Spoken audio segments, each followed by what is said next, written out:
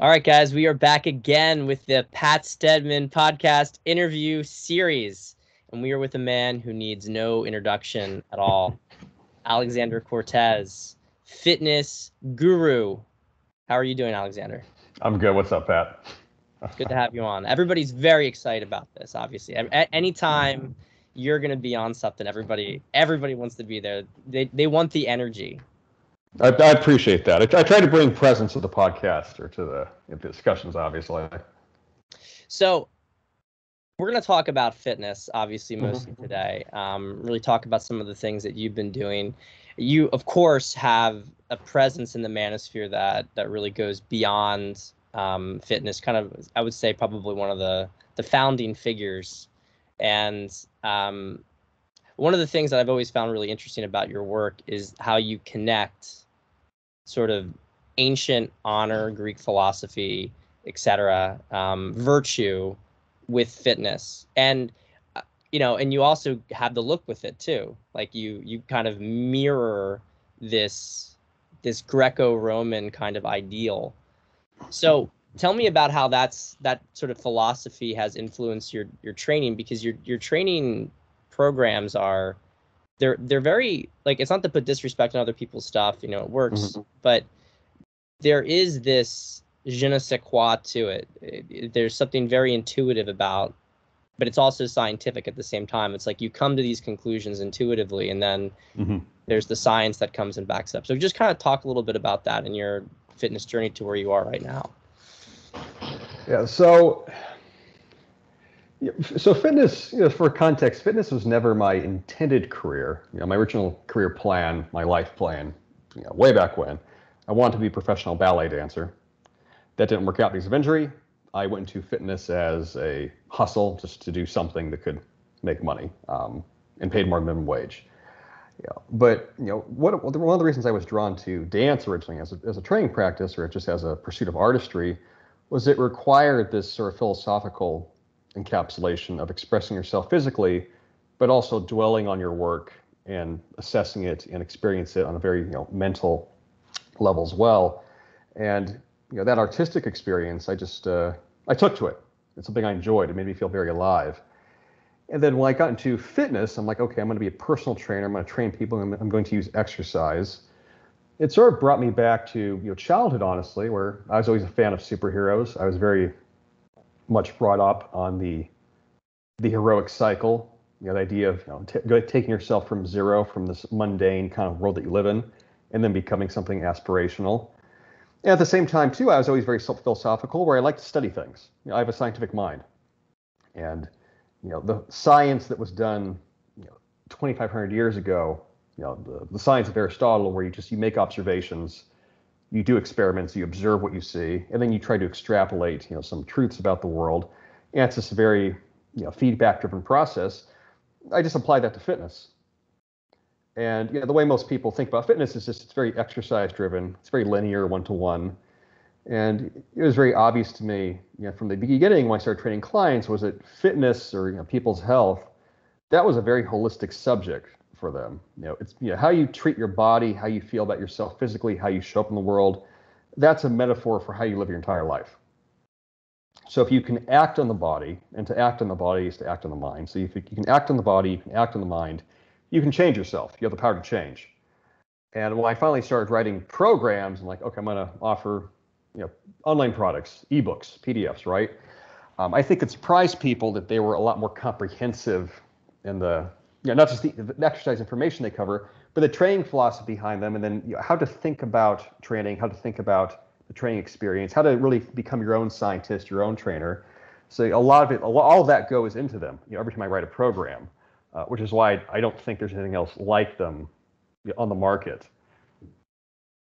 Yeah, I would agree with that completely. I mean, your flagship program, Achilles, I mean, that before you even get to the workout itself, you go through this whole thing about, I mean, you talk a little bit about Brad Pitt's own fitness journey, but you talk about, like, it's like people get into the idea of what it was like to almost be like a Greek warrior and the mindset aspects behind it. behind how this training program is going to get you to look in that certain way. And then, of course, in your newsletters, I mean, you go into this stuff a lot. It is really, I think it's especially important for people, you know, like yours truly, who didn't grow up with a very, you know, with a strong association with fitness. Like I was very mind intellectual thinking things, and the body is always pushed over to this other direction, you know, by society. It's like you got the jocks and you got the nerds, and this is the synthesis of that stuff, that which of course everybody used to know. Everybody used to know this, or at least all great civilizations knew this.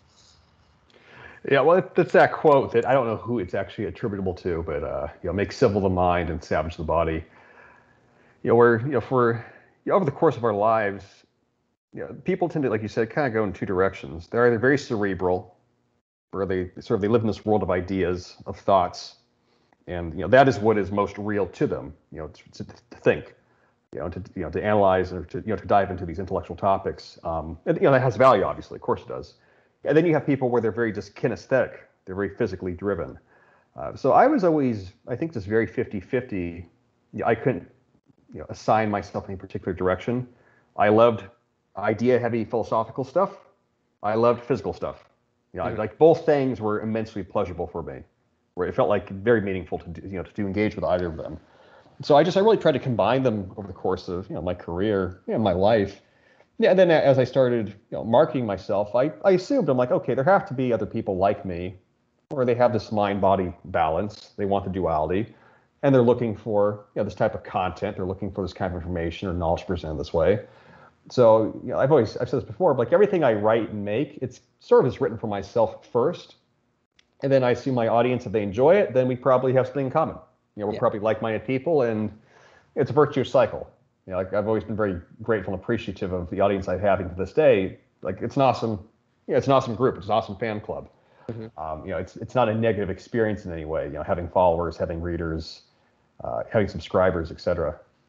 Yeah, you take them along with your journey, basically. Because I mean, so one of the things that, God, it must be about a year, a little over a year now.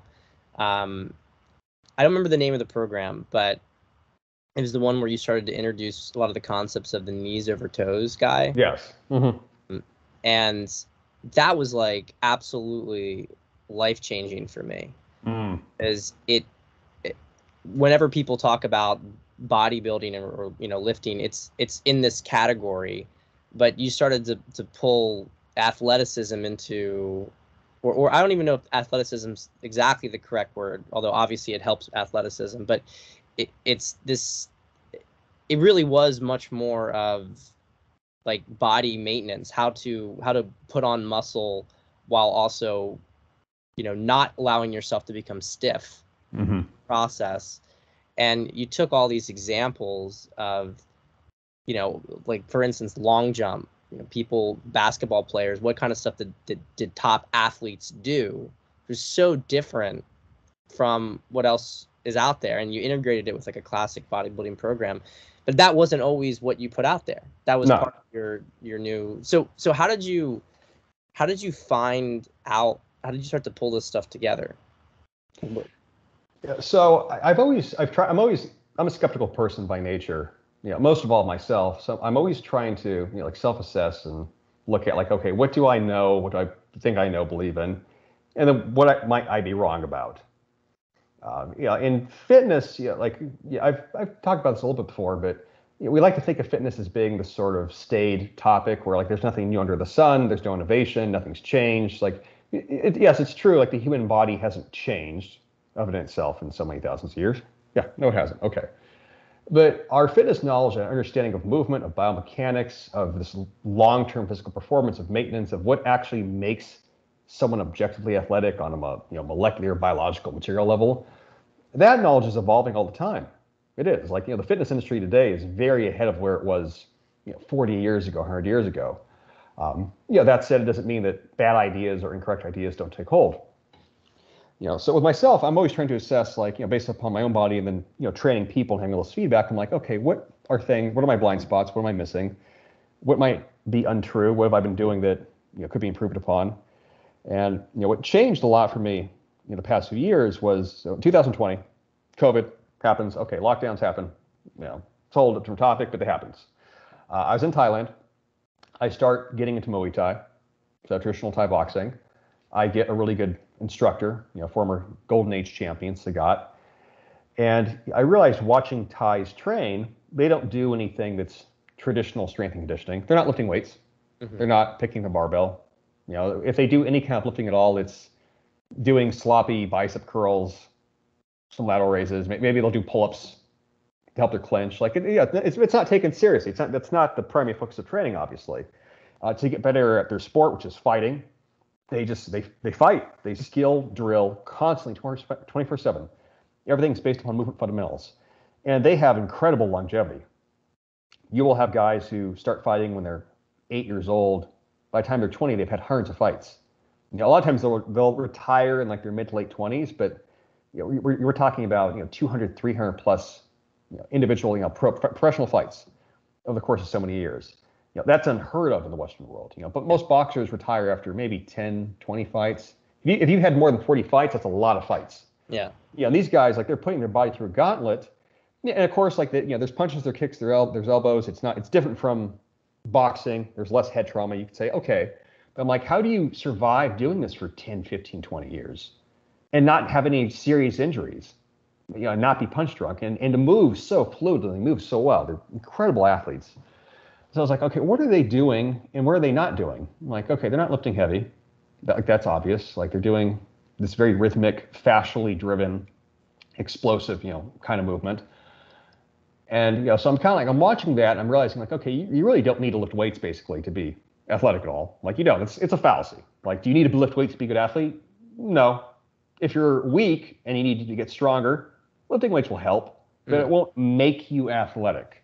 Yeah. In Western world, we have this, I would say it's a bias. We have a love affair with the weight room with heavy lifting where with being big and strong, we want to assume that if we go and we lift heavy and if we put our athletes through strength and conditioning, that's going to make, that's going to lead to massive on the field improvements. And maybe it will, maybe it won't. Maybe we're doing things right, maybe we're doing some things wrong. So I'm watching them train, and I'm not athletic at all in comparison to them. My feet are cramping up. I got tendonitis in my right knee. I got Achilles tendonitis. I'm a fucking mess trying to move around. I'm I need to fix this. I don't want to be struggling like this.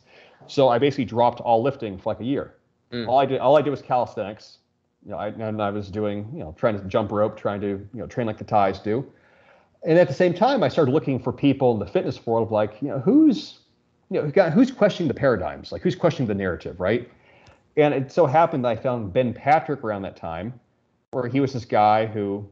So I'm listening. Oh, go ahead. My cat was hiding in here. He was out. Keep going. Yeah. So I find Ben Patrick around this time where he's okay, he's a white boy, had no hops, had all these knee surgeries. Then he transformed his body. He's jumping, has a 41-inch vertical. He's dunking. I'm wow, what a story, right? Very compelling. What did this guy do? And then, so I'm watching him do these exercises, and he's developed this very scientific kind of protocol of okay, you need strength, you need length, have your knees go over your toes. And then, his exercises that were not necessarily crazy innovative. I put my knees over my toes many times, doing Hindu squats and ballet, doing things like that. But he actually developed this, like I said, this holistic and scientific protocol of here's how to strengthen your entire body and use your own body weight as a gauge for strength. And it was just much more comprehensive than anything else I'd ever seen, to that point in time. It was just, basically 2-3 years ago now. And at the same time that this is happening, I'm sort of thinking about this, I'm training. I also started studying this ancient Greek training as sort of just a hobby. I was how did the fighters, boxers train in ancient Greece in 500 BC? Is there any literature on that? Is there anything that exists? And as it turns out, there's this incredible fucking historical record for all of that stuff. It was all written down, which is super cool, right? So what's it called? The record? The overall body of evidence. So there's not an official name for it. So there's various books that were written by different sports trainers and physicians over time, like the physician Galen. Yeah. There's a book called Gymnasticas from 100 AD that details sport training. yeah, what was the other fish? Galen. Yeah, there's a lot of surviving information from Hippocrates. So he didn't write anything down; it's all orally transmitted. But a lot of his students wrote stuff down. So a lot of his treatments and how he treat people, like it's recorded somewhere, and it was just incredibly innovative. It was like they the ancient Greeks and Romans, more or less, they had a system for athletic development, and like they had lists of exercises to do. Yeah, I mean, I could pull it up. Like I wrote this all down. This in the ancient Guide to Ancient Athletics, but they have like a whole list of exercise categories of like, okay, here's preparatory exercises, here's light exercises, here's heavy exercises, here's explosive exercises, here's how often you should perform them, here's different training schedules you can follow. Like, these were intelligent men that were doing this. Mm-hmm. And then, so I'm reading this stuff, I'm going through this literature, I'm trying to create these, bullshit academic emails to try to get access to a lot of it. I'm fighting like pirated stuff, through various portals. Like, it's all super cool. And then there's certain things that start standing out to me. They're like incredible inconsistencies with what we think about training today. Like, number one, there's no squatting. Mm. I couldn't find anything at least in ancient Greeks, I couldn't find anything in the Greek-Roman historical record of them doing an actual squat. Like, it's not described as an exercise. And all their exercises have most of them pretty lengthy descriptions. Yeah. Yeah, like it was, and so what was identifiable was like, okay, they did a lot of running. So Greece is a hilly country. They did a lot of running, a lot of running up hills. Like that was a core part of training. Tons of wrestling. Everybody wrestled, regardless of what kind of athlete you were. Basically, everybody wrestled. I was like, oh, really interesting. They did weighted jumps. So they do like sort of a version of like a triple jump or like a quintuple jump. They used hand weights for it, and like, just again interesting. They definitely did lateral raises. So, based upon the exercise descriptions, they were doing front raises and overhead raises and basically like bicep curls to like overhead press, almost like an Arnold press. So like they're training the hell out of their shoulders, which is very obvious kind of from the statues. And like these guys clearly had deltoid development, right? Yeah. Yeah. They describe shadow boxing. They describe punching with hand weights. They describe hitting a heavy bag. They recommend digging as a total body exercise for athletic development or just physical strength. For back development, the only exercise they really seem to do was just climbing a rope. That was like a big deal, like climbing a rope. You work your grip, work your lats. They describe deadlifting, picking up heavy objects. They describe forceful breathing. They describe taking a massage after training, doing contrast therapy. All this stuff, I'm like, super cool. They don't describe actually training their legs with anything other than just running, jumps, and like possibly like a lunge. Yeah. They didn't do squats. Yeah. Like nobody squatted at all. Like. And nobody did push-ups either. Like there's nothing describing. There's nothing describing a push-up. I'm like, pull-ups. Pull-ups, yes. Like pull-ups, yeah. Like rope climbing. Like okay, they did pull-ups. They seemed like they did dips since they had a version of vaulting off bull horns where they trained for it basically by doing a dip motion, but nothing describing push-ups. Nothing describing squats. I'm like. But clearly, like they had the Olympic Games, right, for 1,000 years. Like these are athletic people, but things that we consider essential today, like you got to be bench pressing, you got to be squatting with a barbell, they weren't doing. Mm-hmm. So I was like, okay, that's interesting. And I'm studying that, I'm training, I'm watching the ties, and then I start going through my archives of articles and different heterodox kind of perspectives in fitness. So like over a decade ago, there was one guy named Mike Boyle, who he's a hockey coach, primarily based out of Boston. He wrote this article series on why he didn't have his athletes perform the back squat. And at the time that this article came out, this was over a decade ago, he basically threw, menstrual blood in like the Pope's face. He was this shit on online relentlessly. How dare you, to critique this exercise, right? Yeah, and his reasoning was very logical. He's like, look, I train these athletes. They're basically contact sport athletes. They're already beat up. Why do I need to load them up with heavy weight on their spine to get them stronger? Why couldn't I just work each leg individually? Like, why can't I do that? Of course you can.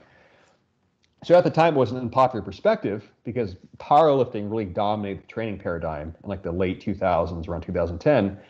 But over the course of 10 years, he was more or less justified where people that tried to train their clients like powerlifters, I know I did for a period of time, people just get hurt. They get injured. You realize that being able to lift very heavy loads, being able to lift external loads does not translate directly to being able to move your own body weight through space. It's not the same thing. it's they might be related to each other, but it's not the same thing. It's not one-to-one, this transference. So I was looking at Mike Boyle's articles. I was looking at Nadi Aguilar. So he's got functional patterns. So he's, again, another like heterodox guy. He's not really well liked in the industry, but he really emphasized the importance of gait, of being able to walk and run and sprint. And his one of his main points is you don't need heavy weights to do this. You don't need to put load up your spine with weight to be able to run, walk, and sprint and move with ease. So then, like as I said, I found Ben Patrick at the same time. Ben, I guess he does back squat a little bit, but most of the exercises were single leg. So all these differing perspectives were kind of coming together. I was just thinking about them every day. I was trying to put them into practice. And then, over the course of like a year and a half, it kind of became syncretic and started to synthesize. And I started applying to the programs, like the Elysium program that you did, where it's like, okay, here's a new program, guys. This is a very different style, method of training than I've done before, but let's see how it goes. And that program got incredible feedback. Completely. Yeah, the guys loved it. Got rid of all my injuries. yeah, that's the kind of feedback I got. We're like, holy shit, this is amazing. Like, my body feels incredible. I've never trained this way. Like, I want more of this. Yeah. So that definitely overall, my training content changed, over the last 3 years because of that. The programs changed, the exercise recommendations changed. And then at the same time, it was a cool personal journey of transformation where it's like, okay, here's this guy. He's whatever you call it. He's a fitness guru. That's his thing. But he's also, evolving himself and his knowledge base and his beliefs and his perspectives. So my audience, they really enjoyed it. And then, to this point in time, like that sort of ancient training methods, ancient, training philosophies, that's been a huge hit with people. And everywhere that I've posted about it, where it's like, okay, like talk more about this. Like, we want more of this information, we want more of this knowledge. And it's cool seeing how I'd credit Instagram for this and TikTok, honestly, or because fitness people now today can share like literal exercises instantaneously, into like the digital sphere. Mm-hmm. Information can travel way faster. You can get different perspectives on training way faster. So there's a lot of bad information, of course, like anything else. There's always gonna be bad information, but your ability to just get a second opinion on anything or just learn new stuff, like it wasn't like this a decade ago. I mean, I can't imagine it being like 1995 trying to educate yourself about fitness. Today, I can get on YouTube, I can get on Instagram or TikTok. Like, I have a whole horde of people I follow who I consider to be experts or innovators in their field, and I can see what they're working on 24/7. To help inform my own perspective, and it's fucking incredible. In 2010 when I started, like, if you want to like educate yourself, over a decade ago, you had to go to either like bodybuilding.com forum, really shitty websites, or like blogs, and you just like you could read stuff, but there was nothing to watch. Right. There was no books, there was no videos, there was no place to really see people doing stuff in action. Yeah, now you can. You might see a super amateur kind of like YouTube video that was, and you can never get kind of consistent stuff. You never knew the quality of what they were doing. Yeah.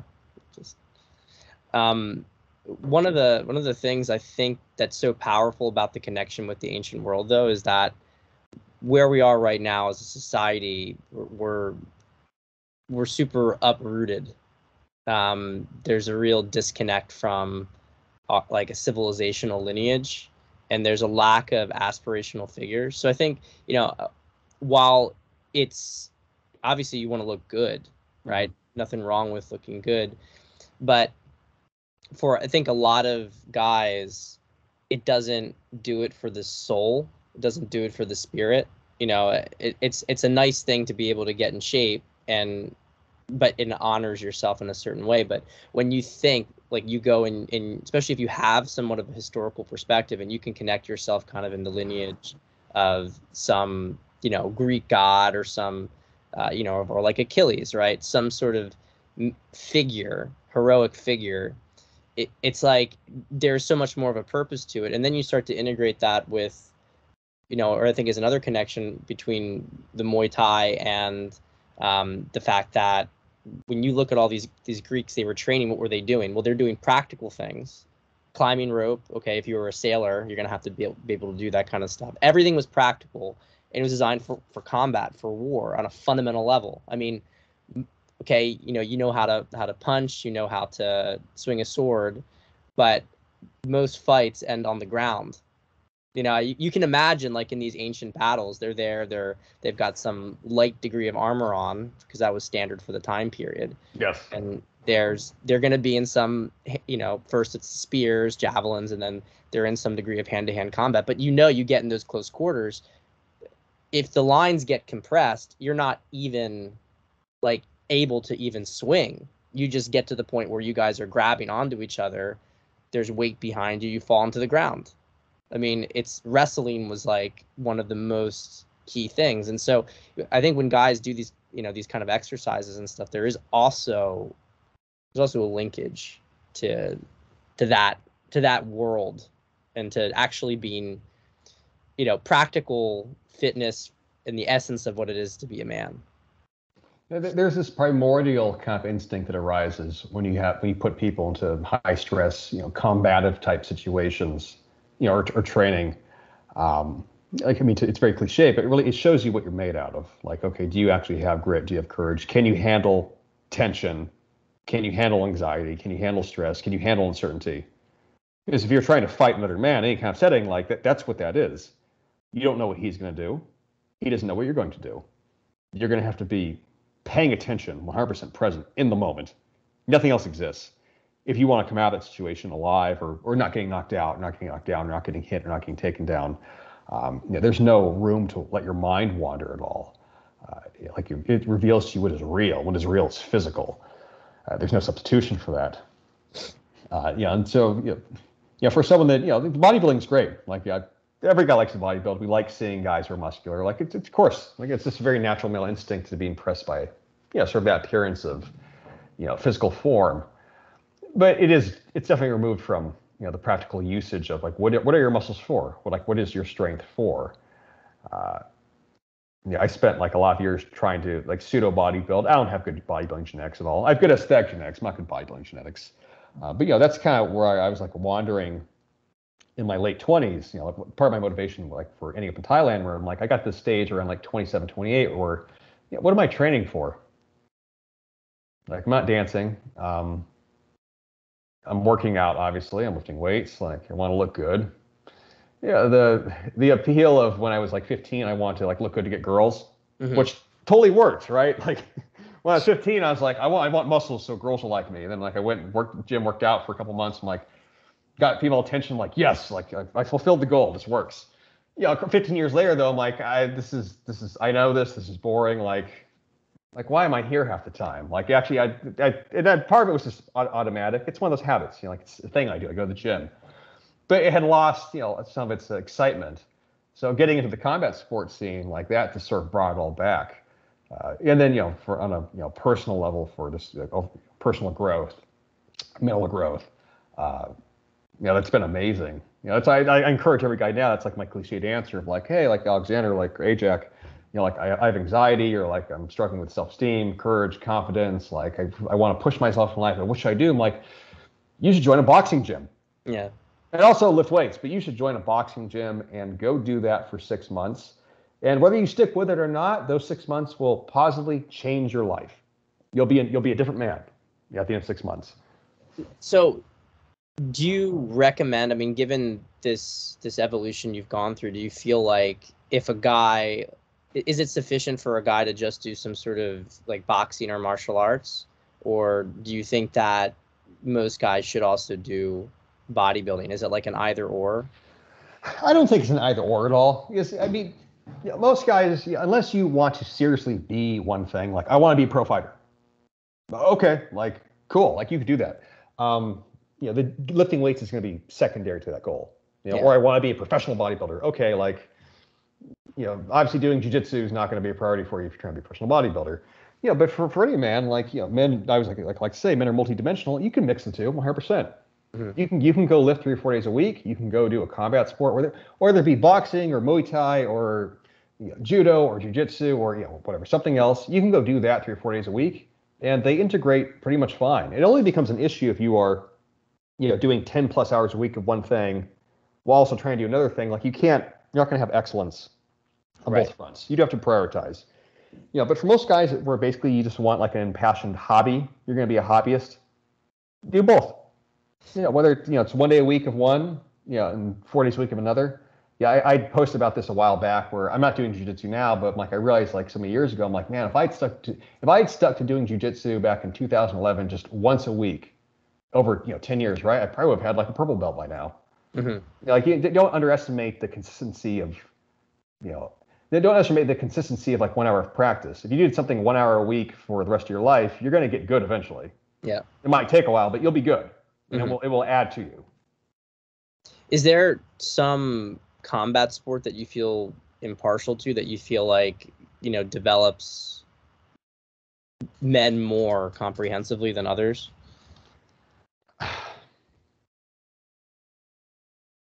Yeah, like I'm favorable to striking because I like to strike. But I would honestly say like they're all equal. And so they all have their own level of being uncomfortable. If you do boxing, you're going to get punched a lot. If you do Muay Thai, you're going to get punched and kicked a lot. But you know what? If you do judo, you're going to get body slammed a lot. If you do jiu-jitsu, you're going to get choked out and suffocated a lot. Like it's going to happen. So I mean, like, what's the best one? I'm like, this is always the MMA kind of argument. Like, if you could only pick one thing, what would it be? Then, what emerged from like the 1990s mixed martial arts scene was that you kind of have to just be good at multiple things to actually be a complete fighter, right? So, which one's the best one? What I always tell people, like, which one appeals to you? Right. Yeah. Like, I will say that if you're an older man, maybe you're in your 40s, 50s, 60s listening to this, you're probably not going to be excited about trying to learn how to box at age 50. Yeah. Like your brain's older. Like, do I want to be getting punched in the head at this age? Probably not. But you could do jiu-jitsu. And, if you're older and slower, like taking things to the ground, that's to your advantage. What does jiu-jitsu do? What's the fun? Like, there's 4 aspects to jiu-jitsu. Okay, like you have to get with the guy on the ground, takedown. Why? Because on the ground, explosive power, speed, those attributes of youth, they're all negated. You're grounded. It doesn't, like, how fast can you move when you're on your knees? Everybody's about the same speed. Right. So like, that's why I think a lot of guys, older men, like to sort of gravitate towards grappling. If you're younger though, and like you got fire and vinegar in your blood, and you have an aggressive personality, go learn how to box. And what I love about fight gyms so much is you'll see guys who they can fuck anybody up, badass motherfuckers. Yeah. They're the calmest people. Yeah. And they're in a good mood all the time, because when you actually are in a situation where it's a violent situation, life's stressors outside of that just seem rather minor in comparison. And there's so much self-mastery that's also gone on with them. I mean, they know that they can, if they end up, they don't have to have as much stress because they know that they can handle themselves in the most stressful of situations, which is physical. Yes. Yeah. Your stress tolerance capacity, whatever you want to call it, that definitely increases. The only thing I've seen throw guys off mentally is, women basically. But I think that kind of applies to any man. Like, the most potentially destructive force in any man's life, what can it be? It's probably going to be a woman. Yeah. They'll be yourself first and the woman second. So, I mean, what have you seen in the sort of fighting scene? Because I know you're doing that professionally now. So what are women like in that scene? And how does it, I mean, you're talking about how you see some guys who are getting affected by it. Like, just kind of curious about what the girls are like who are drawn to fighters. I'll correct you. So I'm an amateur. I'm not a pro, obviously. But I mean, having trained, I guess, pro level training, been in the scene now, like seriously for 2 years. Women that are drawn to fighting, I would say universally, all women are attracted to it on some level. I mean, I'm generalizing it. I'm sure there's women that are not. I find it gross, but there's men who are violent, who are physically violent, who have that self-mastery, as you said. They can literally beat another man to death, or beat him down physically. That is so purely sexually primal. Like, I don't think there's any kind of substitution for it. If you're a woman and you watch 2 men fight and this one guy whoops the shit out of the other guy, it's like, okay, that's who I want to, fucking breed with. That's the guy. That's the guy. That's the guy I want to impregnate me. Like, how could it not be? It's natural selection in its most pure form, right? So like, fighters don't really struggle to get girlfriends, typically. Like, but what you do see though is it's just the bane of any man's existence, where it's like you're very focused on doing one thing. You're trying to train. You're trying to improve. You care about this, and women can become a distraction. It's an emotional distraction. Yeah, and it's one that you can't fight your way out of the handle. So having a woman that's supportive makes a huge difference. Having a girl that's not supportive, that's a common thing where guys will have a girlfriend, they go through a breakup or they have some drama, and then they're not around. It's like, oh, where's so and so? And I don't know. Then they kind of show back up. It's like, oh, like, what's going on, man? Oh, girlfriend, trouble, breakup, drama. We got back together, arguing, something. Spend more time with me. Very cliched stuff, but it does happen. So I mean, it's funny to see. And then of course, if guys lose fights, you get depressed. And if I haven't seen any women break up with a guy because he lost. It's because of how he handles losing that makes them break up with him. Right. If you gave a valiant effort and you lost, it's like, you're okay. If you're fine, you're fine. The woman doesn't really care so much. It's when it affects you as a man, where you see these guys with like a defeated attitude, where it's like, I think I want to quit. Like I just wasn't good enough. It's like, oh, like whatever her assessment of you that she had, based on, watching you, you've now changed the game for her. It's like, okay, this guy, he can't handle losing. He's weak. Right. Like you see, this one experience derailed him. She can see that you're mentally defeated. Yes. The mental defeat matters way more than physical. In Thailand, it's interesting because guys will. Thai masculinity it's so different from the Western world of how we like to think about it. Obviously this is America. It's, Western Europe. We talk about the death of masculinity, and men need to be strong. We need to be capable and fit and powerful, and where have all the real men gone? Like, this is a very topical conversation, right? In Thailand, there's definitely a gender divide. Men and women are different, of course. It's a traditional Asian society. It's had no immigration for thousands of years. It hasn't changed thousands of years. But Thais are very emotional, happy people. Mm-hmm. Thai guys, they like to dance, they like to joke, they like to sing. They're very expressive. They're not stoic at all. And so you'll see Thai fighters where they'll lose 6 fights in a row, but they don't get upset about it. It's like, you know what? I lost 6 fights, but I've won 80 fights. Like, my record's 80-30. Maybe I'm just having bad luck. Mm-hmm. I'm going to go to the monk. I'm going to pray to the gods for strength, and I'll fight again. Do you think it has something to do with Buddhism? And I think so. I definitely think so. Like, that's, this is I'm trying to get to some kind of point to make this relevant, but whereas I realize a lot of our conceptions of masculinity in the West are based upon very much Stoic ideals, which are not incorrect. But when you go to a country where Stoicism never really existed, it's been like a Buddhist country for pretty much all of its history, all of its recorded history. The Buddhist philosophy, if I'm really watering this down, they take such a longer. It's much more of a long game based perspective to living mm-hmm. than the American or sort of European perspective. Like, they want to win. Of course, they want to win. They want to, they want to be a champion fighter, right? But they also, accept the idea that, this is a journey. I will age. There'll be a point in time that I can't do this anymore.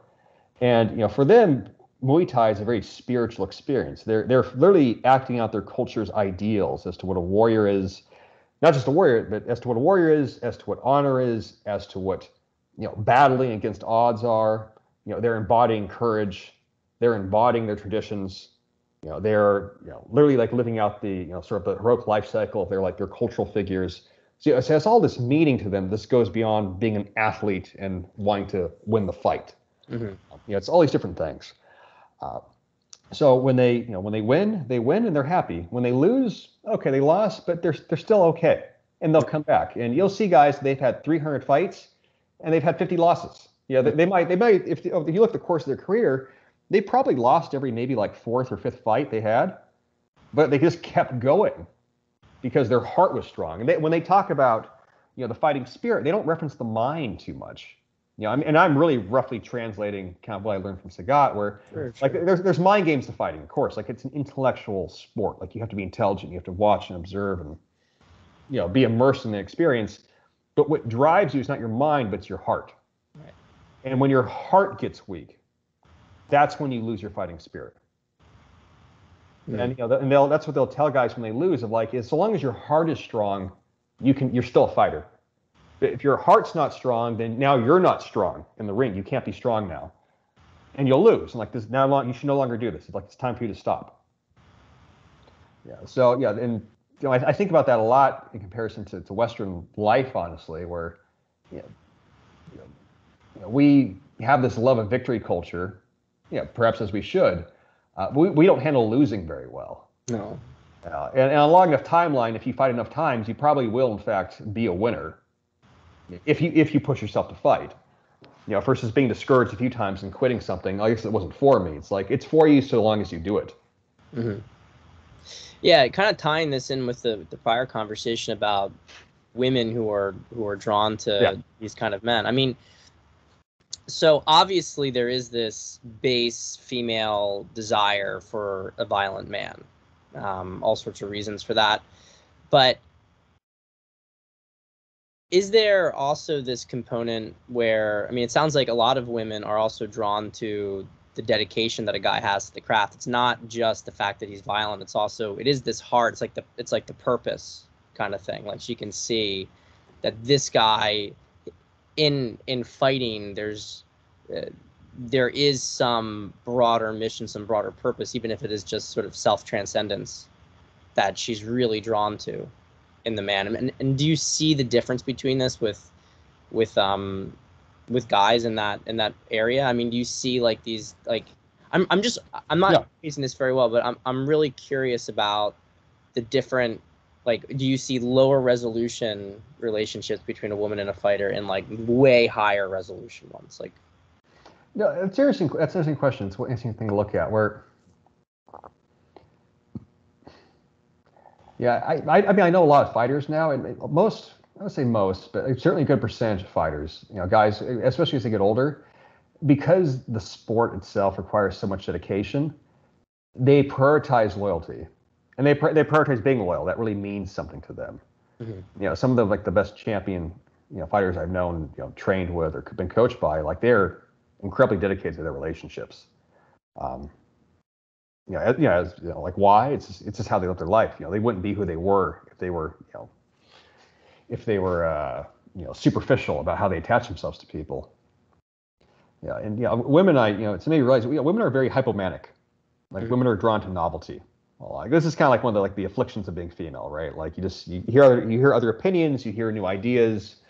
Like what do you base your beliefs on? Like you need consensus, you need to ask other people.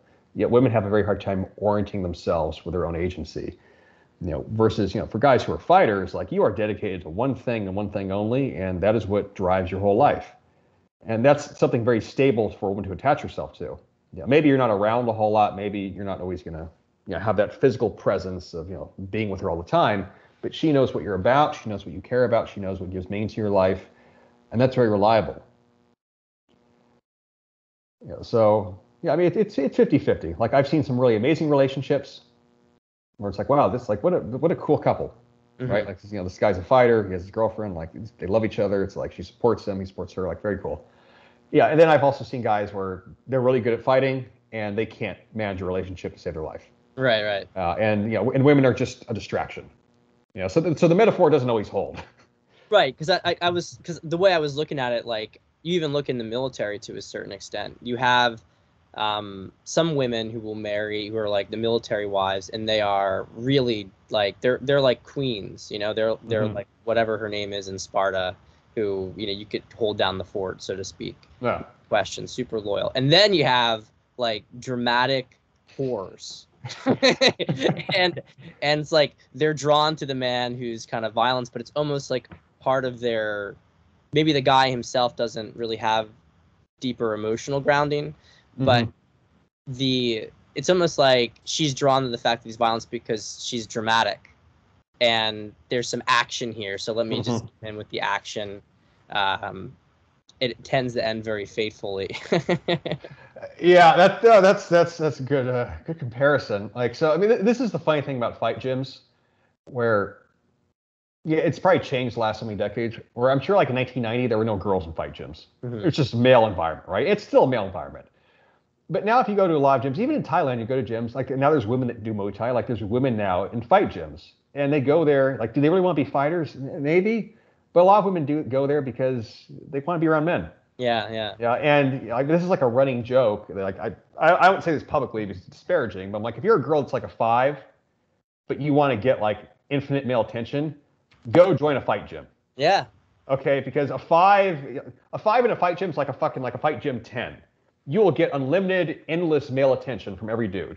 You have to be a pretty fugly girl to not get noticed in a fight gym. It's funny. Like, I mean, I've seen it firsthand where it's like, oh, a girl walked in, like a mildly attractive, cute girl, and dudes just lose it. Yeah. So you have a group of 20 guys, everyone's a killer. It's like, oh, there's a girl here, and then it's like everyone pushes themselves a little bit harder, and somehow her technique gets assessed and crested and coached by everybody. Yeah. It's super supportive. Oh, this is great, right? And it's fucking hysterical to see. Of course, that girl, like, who are those girls always attracted to? They want whoever is like the biggest ass kicker in the gym. Mm-hmm. Okay, so who's the king shit here? Who's like the alpha dog? Oh, it's that guy. Yeah, and so like she has eyes for him. Yeah, I've seen that situation. It's funny. Yeah, it's funny to watch. Now, this isn't a very like PC question, so mm-hmm. Feel free not to answer if you don't want to. I know you're very sensitive about these topics, so I don't. Do you feel like women in the gym, in the fight gym, mm-hmm. that it distracts from the fundamental training? Yeah, I don't know that it really does. This depends upon the men. Mm-hmm. Because some guys don't care. I don't care that you're there. You're a girl. Like it's actually kind of fun at times because like a lot of times, like women will do this thing where they want to spar with guys. It's like, oh, like let's spar. I'm like, I don't ever ask to spar with girls for obvious fucking reasons. Yeah. Yeah, but in Muay Thai especially, like you're kind of expected to be able to work with everybody regardless of body size, more or less, because it's a mixed environment. Everybody trains together. So every once in a while, I'll be like, it's like humor me, like, oh, you want to spar? Like, okay. Yeah. And a woman can't hurt a man. Yeah. Unless maybe you have a big girl, she's 200 pounds. Okay, like you might be able to kick hard. But a woman fighting a man, it's a joke. Like she could throw the kitchen sink at you with every punch she has in her arsenal, exhaust herself. It does nothing. Mm-hmm. It's sort of just kicking you in the balls. Yeah. And then you could jab a woman at 10% power and like her head snaps backwards. It's like, oh my god. So it's always my running joke, like when I'll see like girls try to spar guys and the girls like get hit a little too hard than they wanted, and like it's like, ow, like, wait, this is a bad idea. Like I saw a girl get like a black eye like a week or two ago, and it's just like, oh, you know what? That's what equality feels like. there's your fucking equality. But are they distracting though? I don't think so. Like if guys are young, like you have a group of guys in the age of 20, they're distracted by any piece of pussy. It's how teenage boys are, basically. If you're the age of 15 to 20, 22, 20, 24 even, mm-hmm. girls are just distracting oftentimes. But for the guys who are super focused, they're there to train, like you don't really care. It's just keep up, train with like the smallest guy who's over here. Like how much you're 130, this dude's 130. Go train with the lightweight, So it works out. So this is like, just to take this and transfer it into not an identical but similar realm. Like there's always been this ongoing debate about women in the military, especially in combat roles. And there's been a resistance to putting them in combat roles because it would change the way that men would engage with each other. Do you feel like in that environment, given that it's not just sort of practice and training, but it's legitimate lives on the line, you have to make decisions in the moment. Do you feel like that is a different dynamic? Oh, 100%. 100%. I mean, I'm like quietly misogynistic. Like I don't believe men should take orders from women for really almost anything. No, I mean, I could point out outliers, like, okay, there's certain contexts like, oh, I would 100% listen to a girl if she was, hyper qualified and such and such. But overall, like in a military setting, no, like that should be 100% a male environment. The only female interaction should be at the hospital. Yeah. With the medics, whatever, something like that. I suppose you could argue for exceptions. Israeli military is mixed gender, but everybody's Israeli, and they're in a unique situation where kind of like a modern day Sparta. Every country around them wants them fucking dead. So it gives you like a very common unifying goal of like, okay, everybody wants to kill us. Let's kind of band together and be focused. Like, okay, like there is an example. But overall, like women should not be serving the military, or if they are, it's nowhere near a combat role. Yeah. And you should be in a separate section of the base, and there should be limited goddamn interaction between the two of you. I have a lot of friends who are military, former military operators, special forces. The stories they tell of having women in the barracks or women in the command structure, it's just a shit show. It's every cliched sexual situation, guys getting kicked out because a girl made a pass at them who was higher ranking, and they said no, and now she's accusing them of making her uncomfortable or assault or rape, and it's like you tried to proposition me, and now you're accusing me of sort of the reverse situation. Like I've heard every kind of fucked up story imaginable. So not, I mean, obviously I haven't served in the military myself, but my perspective on having women in the military command structure, just big fucking no. The fact that we did that in the United States, now we have a woke military, we're going to lose a major war, a bunch of people are going to die, and it'll be our fault. Yeah. But you got all the morbidly obese women or like sickly thin women as like the secretaries of defense in all these Western countries. Yeah, it's doesn't really make a lot of sense. It doesn't really make sense. No. I mean, one of my buddies, he's a Marine. Like he was like born into a Marine family, like multiple generations of Marines. And his perspective on it, like it's, of course, the most un-PC thing is like whenever you see women in positions of authority, power, that's who sucked the most dick. Like he's like that was the queen dick sucker on the base. That woman is a cock master. She has slurped every fucking shaft, within that fucking hierarchy. Like she's the one, Like I'm like okay. And he like again, he's got stories for days about it. And like, so when you hear that, I'm like, I don't know how you could have a positive perspective on the matter. I've heard very similar stories. I've heard very similar stories. To change gears a bit, so you mentioned about, I'm gonna keep this video up on YouTube. You were talking about how you'd have like a woman who was a 5 who would come into a fight gym. She'd get all this attention. It's honestly a very smart strategy if you're a girl. Oh yeah. I mean, 100%. Can't blame anything. Do you feel like what's the male corollary to that? I mean, you were in dancing, but you were an exception. But if a guy were to come into to dancing, would it be the same thing? Because dancing is very commonly recommended to guys to meet women. I think with very mixed success. I think so much of it depends on the studio and where you go. Yeah. Yeah. I mean, this is interesting. So like. Yeah, like the masculine feminine dynamic. If you put feminine energy in a male environment, the masculine will be drawn to it. This is kind of by default. If you put masculine energy into a female environment, the female energy, we're going to call it, so the feminine instinct, is not to be attracted to it, but assimilate it into the feminine. Yes. So the assumption is like, oh, you're gay, or like you could be a straight guy like in ballet, but like you could better be really like hyper fucking attractive for that to work. And also you have to be able to dance, right? Like, and so it's, I don't even know if you can use that as an example. It's just such a unique situation. But I've always found this interesting about women, which I think is why, women, at least some segments of women are almost more at least superficially accepting of trans women. It's like, here's a guy that wants to be a girl. Okay.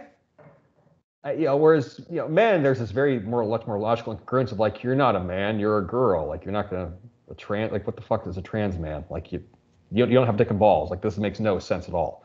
But I've seen this with women, where women will be accepting of gay men, they'll be accepting of, transgender people, and like the feminine will just assimilate. It's kind of like the Borg. It's like, oh, you just become one of us. So, putting a masculine guy in a female environment, it'll probably demasculinize you, essentially, or feminize you.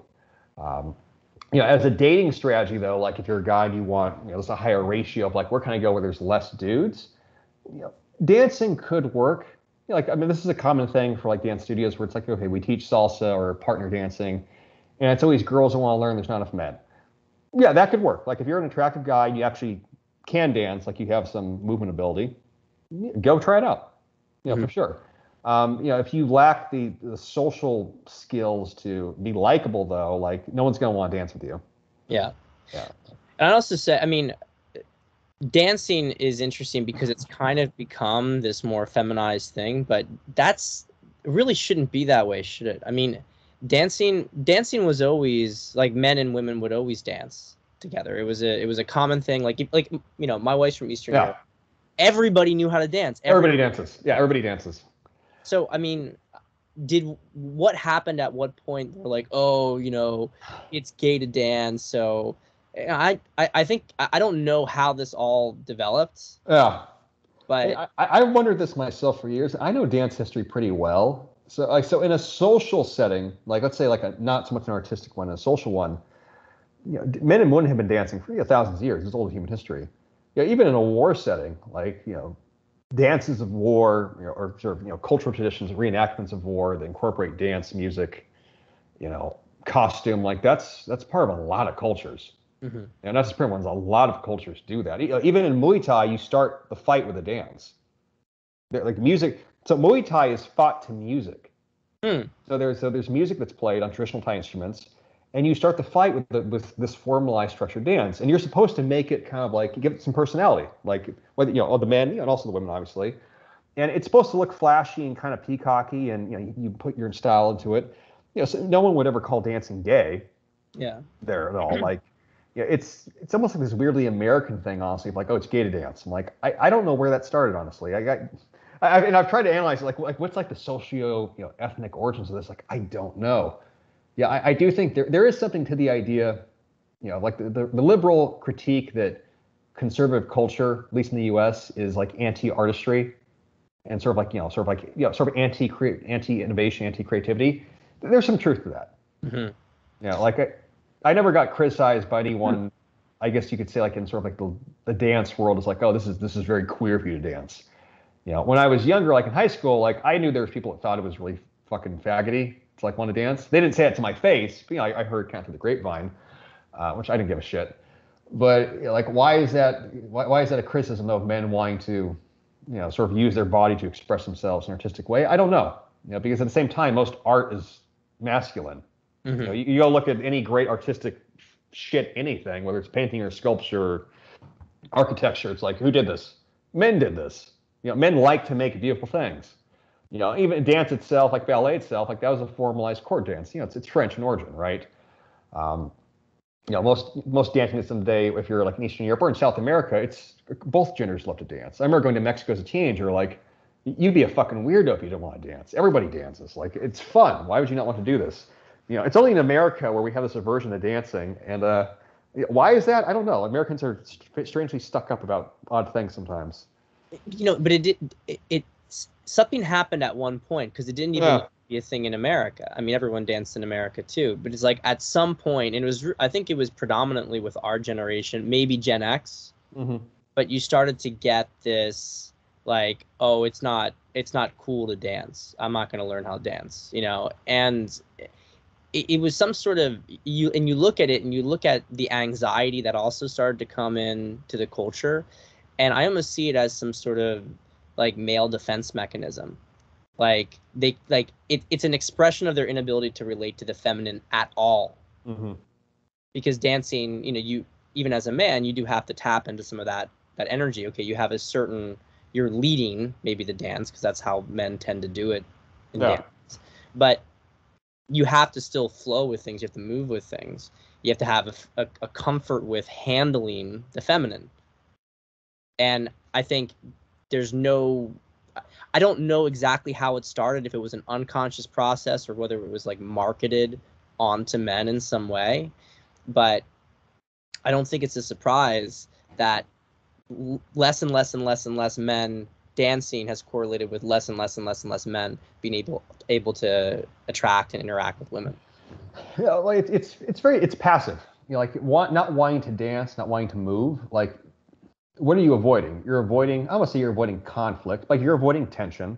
Hmm. You're avoiding having eyes on you. You're avoiding basically having women even pay attention to you. Like you're trying to maintain invisibility.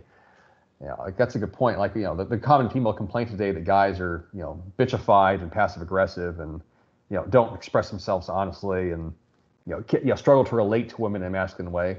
You know, did that start with being afraid to dance? Maybe it did. Because if you look even at, like, I have obviously a register of clientele. I mean, Yeah. and okay, I'm an American, so maybe there's some bias here, but I also know the data overall. Mm-hmm. Anglosphere is where most dating advice comes from. Mm. It's where everything is. It's very uncommon to have a client in, like, France. Some country that tends to have a little bit. It tends to be more.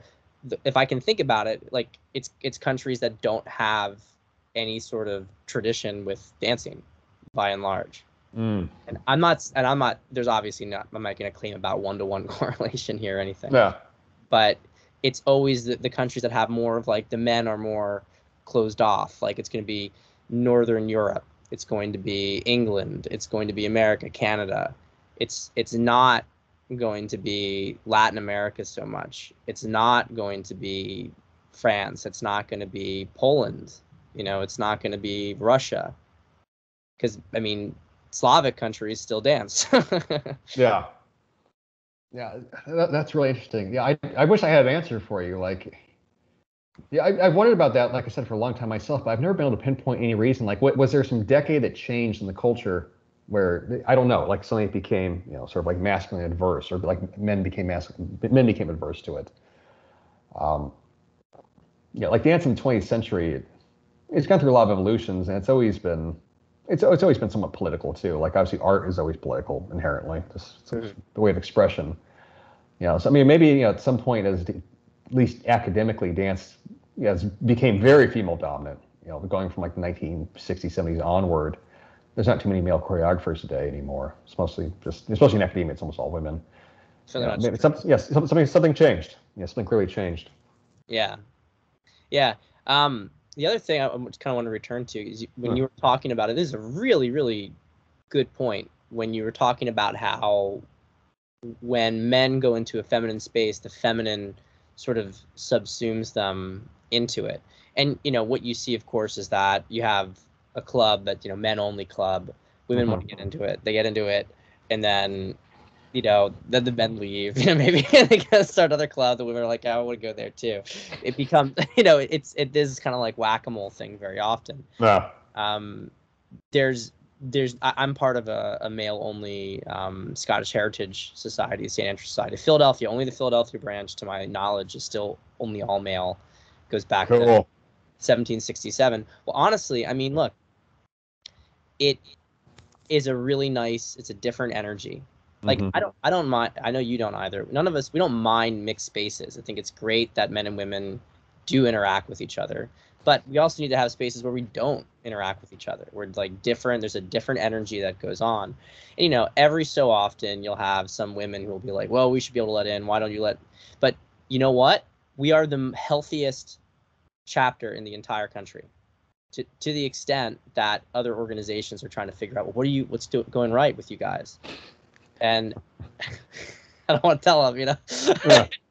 we are doing some other things right too. But I mean, it's so. But when you flip it, women want to go to those things because they want to go to where the men are, and as you said, the dynamics that men sort of naturally take on. The woman's coming into the male group; she's extra submissive as a result, and so the contrast is very strong. But if it's a female-only space and the male comes into it, he can't just be like, I'm taking over this thing. Otherwise, it becomes like a really toxic dynamic. It's kind of like in Game of Thrones, that fucking dude who fucked his daughters above the wall. Like, he had to use really serious force in order to keep them all, and like able to comply. Whereas when you see this in practice, it's usually guys get drawn to that because they don't want to be challenged it's either they don't want to be challenged in the male space because the men will be like, yeah, you're being a bitch. Like, you got to man up. So they go to the female space because it's like, it's softer and they can be more accepted. Or it's because they have an opportunity in that space. It's almost little, I'm not saying it's necessarily like predatory, but there's often a lot of predators who come in with that kind of energy. And it's like there's a different way of rising through the ranks of the matriarchy than the patriarchy. and these guys are very sneaky about it, and they flatter the women, and so it's a very big flattery game. It's kind of like PUA-ish, and then the girls will give them, then they'll start to get girls who are interested and will give them sex. I've seen it so many times because I've been involved with like spirituality circles, because you extract some value out of it. But every single time I've gone to these things, I'm like, how could you as a man like exist here for extended period of time? Like I can, like, the feminine energy is so overwhelming. I had never experienced anything like it before. Yeah. When I was at some sort of like spirituality retreat, there for like half a week, I'm like, oh my God, like like basic stuff that you take for granted among guys doesn't exist in terms of being correct. No, I mean, this was interesting for me in college, where like, so I went to college. I wanted to be a dancer, like I want to be a dancer, and I enjoyed being around women because I found women fascinating from like a whatever young age, especially teenage boy. I'm like, girls are just like really fucking interesting. So like, at that point in time, it was fun. But as I went to college, got injured, and then having to be around in college for 3 years, I was like burned out on chicks at the end of it. Yeah. Because like you're always navigating this environment. And I wasn't sleeping with anyone like in the department. Like I wasn't. Like it was like I kind of soured myself on all the girls. I'm like, God damn, this is so fucking catty. And then whether it was younger ones or older ones, like being in a matriarchy, you're constantly navigating this hierarchy of ever changing fluid relationships of who likes who doesn't like who said this, who didn't say this. You're currying favor constantly. You have to be flattering or impassive, or you can't really ever reveal how you feel. Like, oh yeah, that's crazy. God, wow, she said that. Yeah, that is. Yeah, what a bitch. It's like, God damn, every fucking day with this shit. So by the time I got out of it, and like, my college academic life was just shitty. I'm like, I got injured. I knew I wasn't gonna be able to go pro. I'm like, I just need to fucking finish this stupid fucking degree and get the fuck out. So then I was done. I was like, all right, cool. Like I moved to LA, and this is like dude broville from there on out. Like I had just male friends. I'm like, oh fucking finally, this is okay, cool. It was a relief. And then that's part of the reason why when I was a bit older, like my later 20s, I got back into ballet a bit because I did enjoy it. Like I love the artistry of it, but it didn't have the same appeal anymore. I'm like, I don't want to be like, I like this environment, but I actually don't really want to be around women this way. But I like ballet, right? Like it's it's just, it was a bit of a paradox. I'm like, I enjoy this art. I don't want to be around the land of. I always called it like the land of women. Like, do I want to like live in the land of women the rest of my life? Like, no. Like, I want more masculine energy. But I like this art. But yeah, and it lost its passion that way. Like, I just didn't have the same enthusiasm for it. So then I went in the whole opposite direction again of like combat sports. The most fucking alpha male environment imaginable, which has been the best thing ever. Yeah, I wish I'd done it earlier in life. But matriarchies, it did give me. I would say like it gave me skill with women because seeing how girls interact with each other is the thing I think that most men never witness in their life unless you are literally in that kind of like feminine dominated matriarchal environment, is that when you're in a mixed gender environment, women are interacting with each other on the basis of you also watching them. They're aware, they're kind of being observed. This is why any kind of mixed gender environment, there's always tension, right? Yeah. There's tension man to man, woman to woman, like there's tension between everybody. It's like, okay, like I want to talk to these girls. They want to talk to us. These guys are watching me. These girls are watching me. These girls are watching themselves. Like, it's interesting, right? There's a lot of different perspectives going on at the same time. When it's just women and there's no men around, how women get along with each other is different from how women get along with men. So if you are a man in that environment and you like I said, you get sort of bored into it, where it's like, oh, he's here, okay, whatever. You actually watch how you see who they truly are. You finally get to observe, like in the purest forms of reality, like what are women really like? What do they think? What do they feel? Like, how do they relate to each other? And that was really fucking interesting on like a psychological level. It got tiresome, but it was interesting. And it taught me a lot about really the female perspective, where later on, getting out of college, dating, etc., I felt like I had a pretty good handle of understanding women just in general. That was not one of my struggles of like, I don't get girls. I'm like, I get girls. Like, I get them on a very deep psychological level. Like, I know how they think. Which was useful. it was useful. And that's why the Manosphere years later was kind of interesting. Where I'm like, wow, these guys like really struggle. Like they were, I realized a lot of men really struggle to understand like the feminine brain, the female mind. Like it's this sort of unknowable entity. It's always the running joke. Like, oh, what do men understand? But women, nothing. I'm like, women are not hard to understand at all. Mm-hmm. But you actually have to be around them and watch them to understand them. If you've never really been around women on any consistent basis, and like the woman you know is maybe your mom, who like wiped your ass for you metaphorically your whole life. Yeah, I could see you struggling, with relationships, with with trying to get sex, with this trying to relate to females in general. I get it. Okay.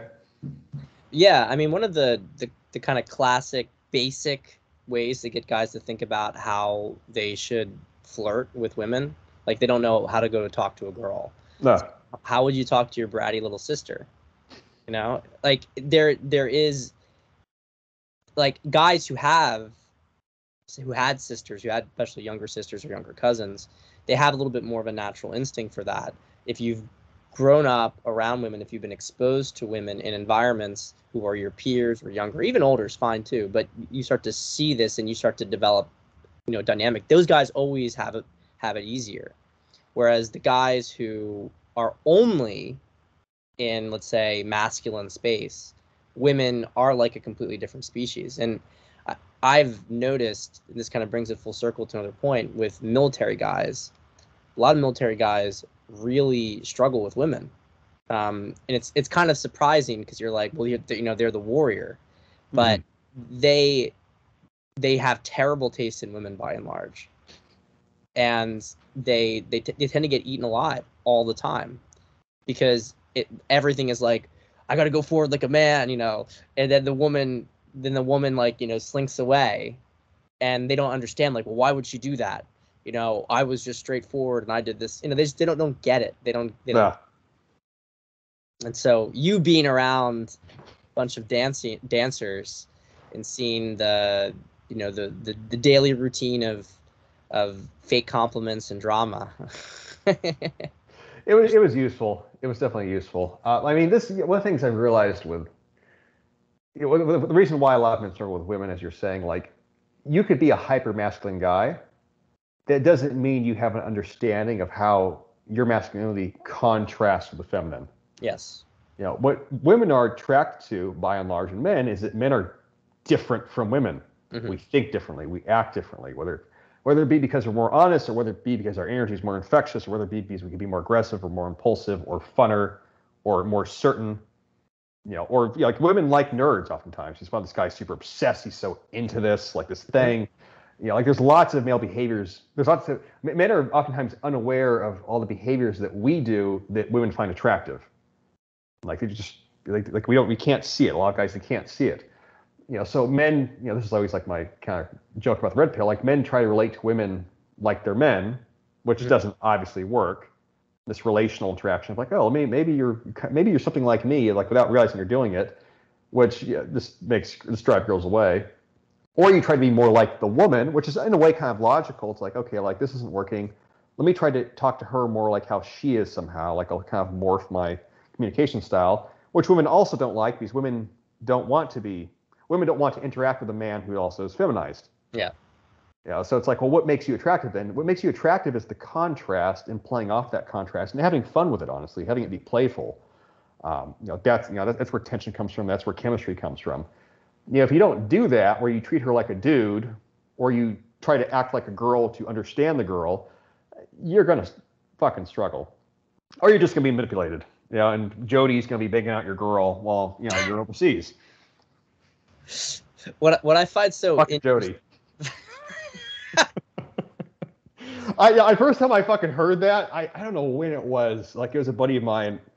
Fuck, this is like a decade ago, where he was talking shit to somebody else, another friend. I was with him, friend group.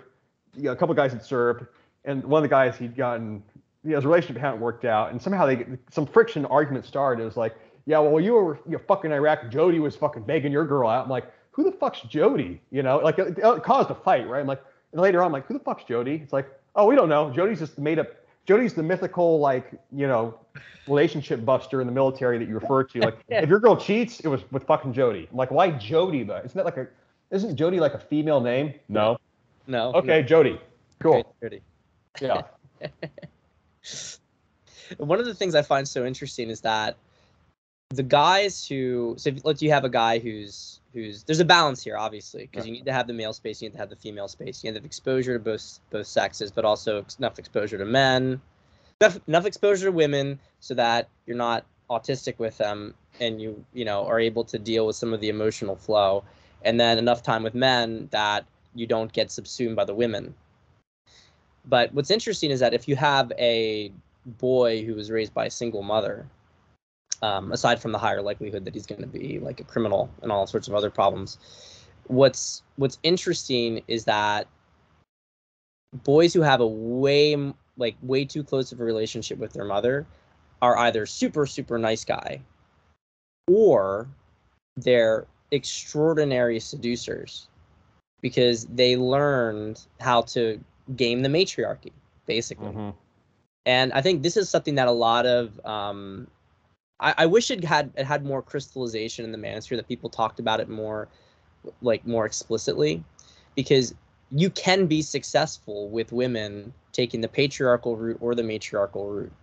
If you take the patriarchal route, it's you rise to the top of the dominance hierarchy. Other men look up to you, therefore you have the higher authority. Women get drawn into it because they want to get the man who has a higher authority, et cetera, et cetera, et cetera. But then the matriarchy, it's the guy who is able to give the woman exactly what she emotionally wants in that moment without being like supplicating. He's able to sort of read her mind. Oh, she's, she needs this fantasy. She needs this kind of experience. And they make themselves into the person who the woman wants to enjoy the fantasy with, wants to enjoy that experience with. And I wouldn't want to be in that position, but and I think it has especially big implications if you're talking about a longer term relationship. But for short term stuff, you could say, you think like even you can imagine this society where you have it's run by women, and the women in the matriarchy, just as in the patriarchy, decide which guys are going to get laid, which guys they're going to procreate with, but they choose them based on different metrics than within the patriarchy. And of course, the one in the matriarchy tends to be dysgenic, because it tends to be ones like Pete Davidson's, fuck ups, who, fuckboy phenomenon. Yeah, exactly. Yeah.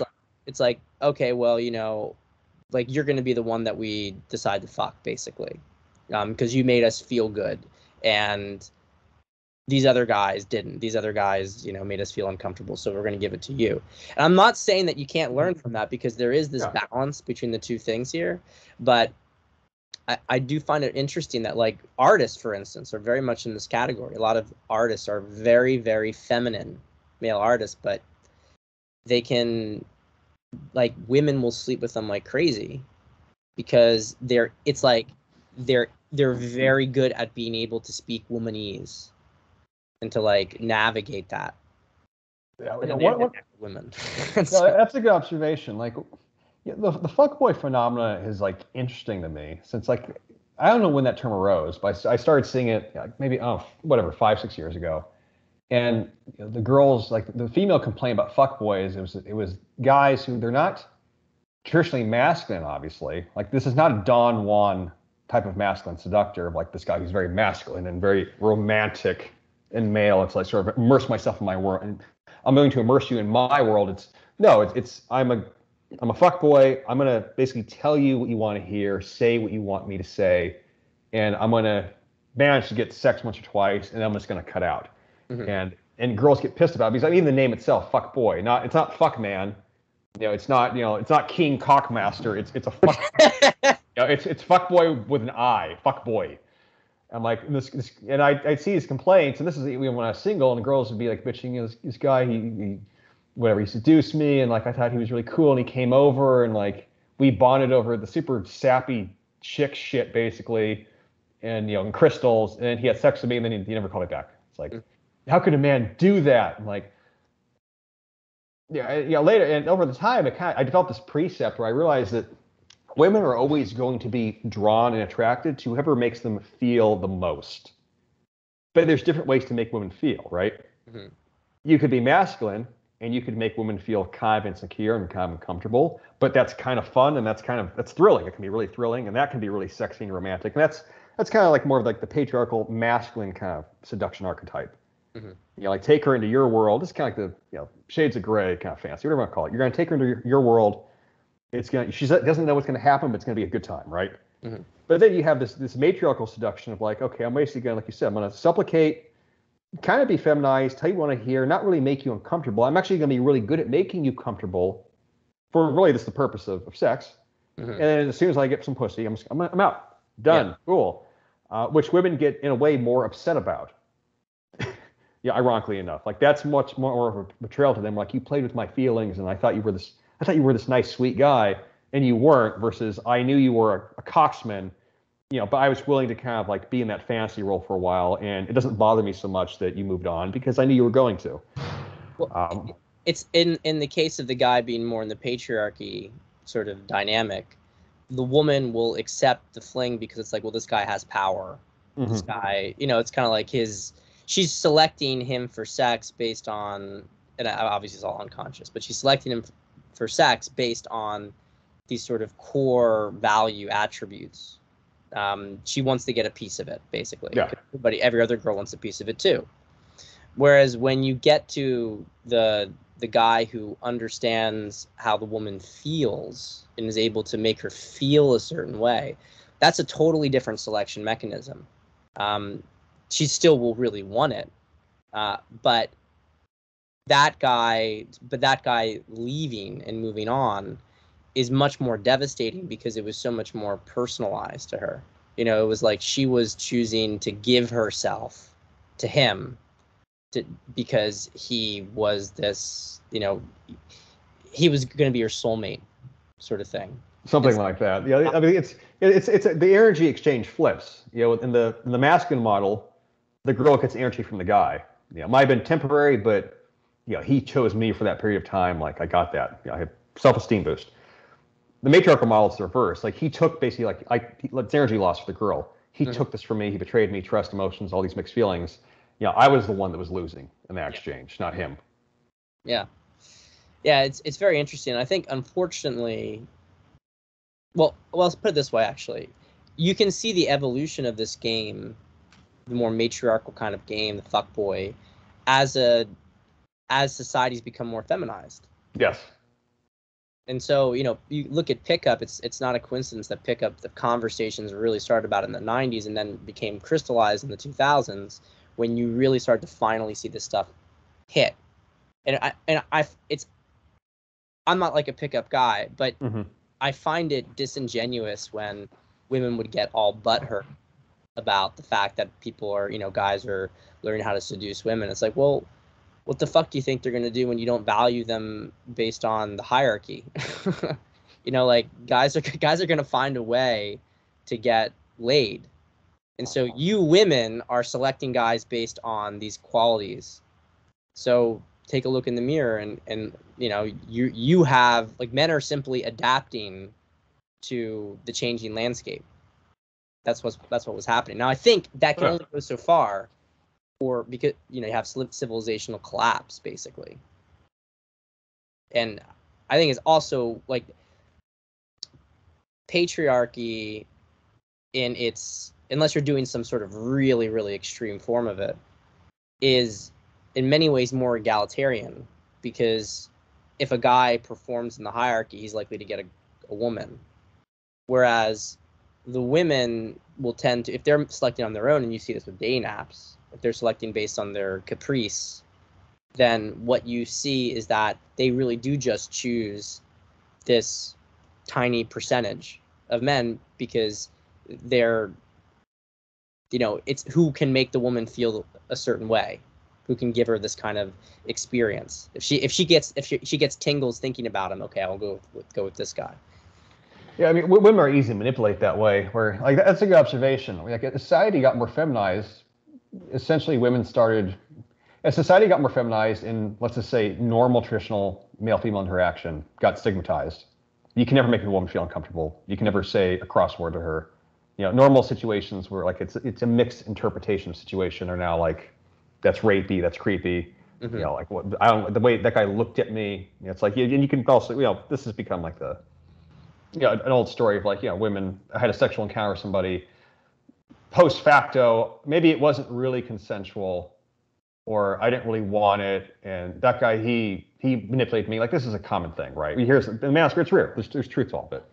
Yeah, but what happens? Like, okay, so you create a situation where guys need to be, matriarchally seductive, need to woo you with words, need to say all the right things, they need to, build trust and betray it.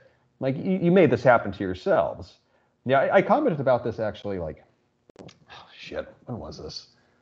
This was probably like 3 or 4 years ago, like 2018 21 Con. Yeah, I was talking, I think, like with Tanner and like somebody else, about like sort of the pickup artistry scene, which, Tanner's obviously, he's Mormon, married with like 6 kids. He's not PUA. I'm not a PUA.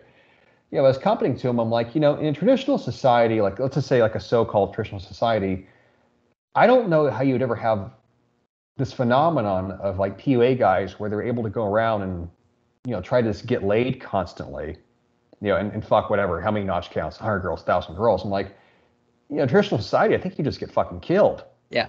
Yeah. Like in actual masculine society where like there's very clear objective standards of like how men behave, I don't know that would be fucking be tolerated. If it was, it'd have to be very much like on the down low. You can never say anything about it. Maybe this is a nostalgic view of the past, right? Maybe it is. I'm like, I don't know how in olden times you could go around in like a city or town and sleep with 100 women, deflower 100 maidens and not get fucking murdered by somebody's dad. Like, it wouldn't fly. That wouldn't exist at all. It wouldn't. But modern world, like, okay, sex is equal, 50-50. You can have sex and not have it mean anything. Women did this to themselves in a way. Like, you got what you wanted. You got sex without feeling, attachment, commitment, all these things, and you are now a sexual object. You can get used and discarded, and if you have hurt feelings about it, well, you asked. It's really interesting because all the big seducers, Casanova, for instance, they came from big cities. Yeah. And so when you look at a city, there's more anonymity, but the most important thing is that there is this kind of abundance. Resources are coming in from outside of the city. And so you can get anything that you need within the city. You have money, you can get anything you need. And there is less connection to, let's just say, the basic inputs of what builds a society in these cities. There's a I forget who developed it, but there's a political theory. It's called basically about resource curses with countries, and that countries that are resource rich will tend to degenerate more rapidly because of the abundance. And you look at it like, well, masculine energy is very objective, achieve. You have to create something, and then you get a reward as a result of creating something, right? It's this constant, this edge. Whereas the feminine is sort of more indulgent, like resource nature provides, right? Which is why feminine societies are kind of capped at these remote tribes of about 100, 150 people that get everything from their immediate environment. They don't scale upwards because after it scales beyond that initial size, in most situations, there's going to be carrying capacity issues. People need to now do more in order to sustain it. That requires a masculine input to do it. So you can really see it all come together, that as a society is detached more from what actually made it great, it becomes feminized by its very nature, because there's too much abundance that people are no longer connected to having to put work into get. And I think you look at the big cities, or you look at California, you look at these places, California's super, it's like Eden. Yeah, California's beautiful. Yeah. And disappointing. I'm from California, obviously, as you know. That's an interesting theory. This is stuff if you are a topical reader of history, it's like, okay, the fall of the Roman Empire or the fall of the Roman Republic, or you get into these social situations with a civilization as it starts to decay. Why does sexuality kind of break down how men and women relate to each other? It's like, okay, like you've You've hit peak abundance. You've hit peak decadence. Even Nazi Germany, or like pre-Nazi Germany, you could sort of talk about this like the Roaring Twenties, of like, where like, so let's talk about Germany actually. It's like, I found this really interesting. I didn't know this until a few years ago. So pre-Nazi Germany, 1920s, before the huge economic crash, society was roaring.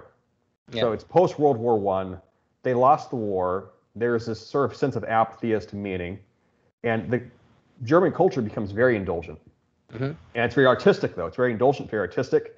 Sexuality becomes very unconstrained. There's transsexuals.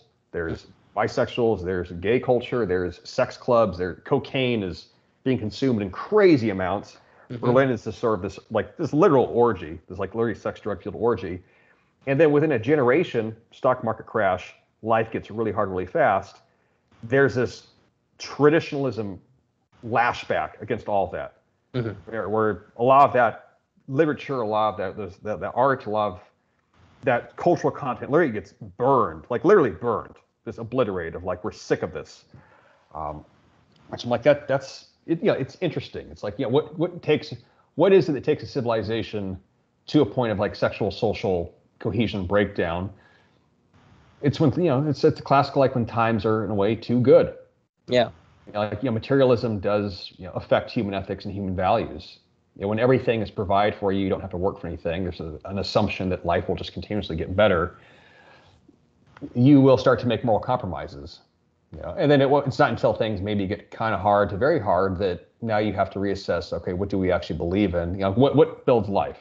There was a really good quote I saw on Twitter actually the other day. It's like, what cultural values produce more children? And produce a positive growth rate and actually grow a society. What does that? Because if it's not doing that, it's probably not sustainable. It's going to be a net negative for that society, for that culture. Yeah, and I think it's this cascade effect that's really interesting, because things are really abundant there, so people start to indulge. But then as things start to go down, people are almost like, they're so indulgent that they're in denial about it, or they're almost numbing themselves. And I think you see that a lot now. Like, we're at the point now where America is an abundant country, but this isn't like, it's like the from peak to trowel is a while, like going from the 1950s, let's say, peak abundance, and this decline as people started to overindulge, the decline accelerated, but the indulgence didn't. The indulgence increased. And I think it, like Weimar Germany, I mean, it was a humiliated country in so many ways. And so there was a lot of this was like a way of it was like self-abuse. And then, the Nazis come in and then translate that. They redirect this sort of inner anger against themselves outward. And that's how they, redirected things. And plus ça change, right? Now we have the same shit going on. Fucking Germans, right? Yeah, the guilt, German guilt. But I think America, like, if you took like, let's say 1950 real wages, economics, okay, cost of living goes up, cost of life just goes up as a whole, going up the gold standard, okay, like we can talk about the economics of it. But you hit this point, I think, like from the 1970s up until I'd say like the 2000s, where like the sexual politics, life was good enough that we could say that things were equal. It's like, okay, like, feminism, for most of, I think, the 20th century was pretty well liked.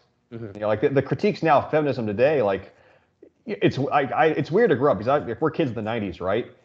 It was just assumed that feminism was kind of like a good thing. Like, you didn't have to really know too much about, like, yeah, women have rights and are humans too. Yeah. Very like soundbitey. And now, like, there's fucking 18-year-old girls on TikTok posting philosophical screeds of like why it's fucking horrible for women, right? It's like, what a cultural shift. Holy shit. But then what are women looking for now today with men? This is kind of like more the tradcon kind of segment of the population, but it's a real segment. It's like, okay, you need a man that's going to be, I don't want to say it's 1950s, but it's just traditionalism. It's objective. Like, he needs to be a good provider. He needs to want to be a good husband and father. He should care about you and have a good, you want to raise a family together. It's, like I said, very cliche traditional, but it's objective. Compare that to like 1990s sort of rom-com culture. Yeah. Where that theme of familial unity, that theme of like having a sort of a woman finding a strong male figure, you don't see that in the like romantic comedies in the 1990s. If you're gonna use media like sort of film and cinematography, cultural analysis. It was sort of like these meet cute kind of situations of girl meets guy, guy meets girl. She has a career, he has a career. Funny hijinks happen. Oh, they end up together. Like you could see the superficiality of it. Versus today, like I don't even know if romantic comedies are fucking made today anymore. Are they? I don't know. I haven't been to movies in a long time. But what I see now with the girls, when I see them posting online about what they want in a guy, it's like I'm very scared about the future. I'm uncertain. I don't know if I'm gonna make it. Basically, like I need a hero, right? Yeah. It's like the song.